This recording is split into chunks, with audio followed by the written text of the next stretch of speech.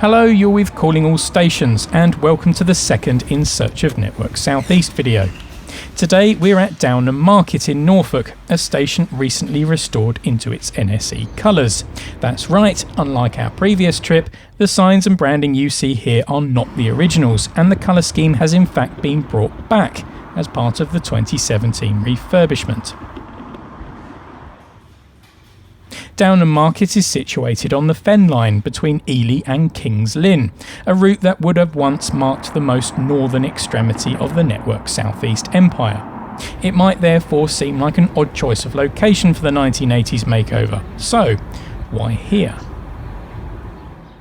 In 1986, under the freshly created Network SouthEast brand, underfinanced routes and stations, some of which were mooted for closure, had their fortunes turned around by the newly appointed director Chris Green. The Fen line was one of the routes Mr. Green opted to invest in, and locals often credit the former director with saving Downham Market from spiralling decline.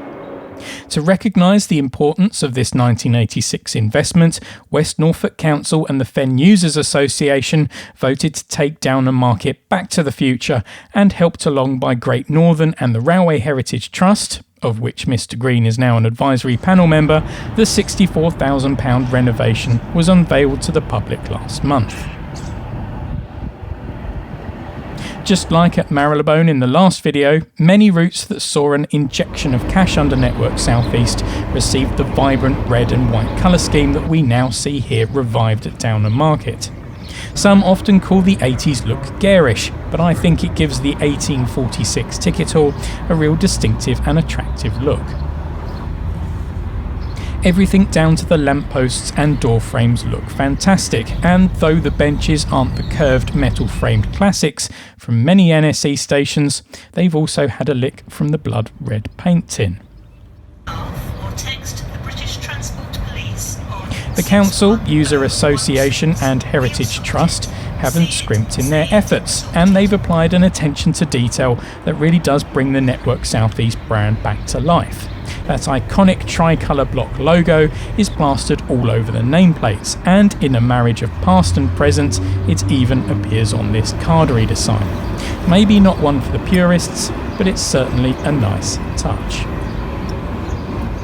Though all the signs you see here are replicas, there is one era original sign left on the street side of the signal cabin. This sign ironically has its NSE logo covered up by the current TOC branding, perhaps something that has been left in deliberately. So onwards now to take a look at some of your Network SouthEast spots, and boy is there still quite a bit of that BR brand about. Most numerous of the NSE paraphernalia seem to be the car stop marker boards. These tell drivers where on a platform to stop various length trains. We see two from stations actually managed by TfL. Many of these signs still remain as it's cheaper than replacing them, so I guess TfL have little interest in replacing signage for other operators' services. Sticking on the numbers theme, and we see a few platform survivors. This one snapped by Nether Creepers is at Barking, a station well known for a host of surviving Network SouthEast signage, also spotted by GD Arrigoni. Nameplates are perhaps the most prominent examples of the brand, and rather surprisingly can still be found at a number of stations. You'd think train operating companies would be keen to advertise a consistent brand image, and whilst some operators have made efforts to cover up the old logo, others like C2C at Barking and Southern, papped by Fraser Hay at Lancing, haven't bothered at all. As of 2016, it was thought that around 130 permit-to-travel machines still existed, found at stations with no or infrequent access to staffed ticket offices. These machines were first introduced on Network SouthEast, and it's no surprise that many of the originals still remain to this day, though some in better conditions than others.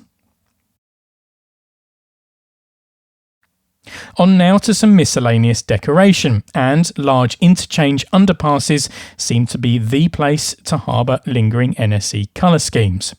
Examples are seen on my last map challenge trip to Willesden, and this well-known tile scheme seen by CPS Edmonds at Clapham Junction, Note also the red loudhailers. The distinctive red paint scheme we saw earlier at Downham Market also makes appearances at a number of locations, although most outside infrastructure has turned pink with 30 years of sun damage. It's unclear to me if the red paint scheme at Amersham had any roots in the brand, but I'm leaving it here in case anyone can shed any light on it. And finally, time for some more unusual spots. Firstly, the All the Stations team spotted this green County of Hampshire partnership sign at Dean Station. Good luck on the rest of the trip, guys. A Vale found a luggage trolley sporting the brand at Banbury, where, curiously, some non-standard font has also been used. And finally, my absolute favourite is this plaque hidden away at Fenchurch Street, found by SS321414 Josh. It also perhaps features the last surviving public instance of a BR Property Board logo. Well, that's it for this video. Thanks again to everyone who submitted their photos for this episode, and if you found any more Network SouthEast signage or infrastructure, why not tweet me at CAS Railway Blog. Thanks also go to Chris Cockram for helping with the filming. Don't forget to hit the like, subscribe and share buttons. You've been with Calling All Stations, and we'll see you at the next stop.